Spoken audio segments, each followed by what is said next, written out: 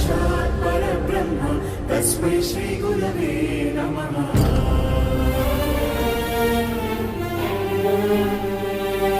ఎదిగి పేరు తెస్తావని నాన్న కోరుకోవచ్చు, పెరిగి తమను చూస్తావని అమ్మాశించవచ్చు.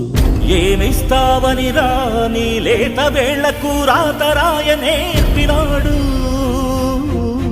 ఏమొస్తుందని రాని పెదవులతో శ్లోకం పలికించినాడు. ఏమీ ఆశించకనే ఏది బదులడగకనే నీ మెదడు బీడు నా బీజాక్షరాలు నాటినాడు.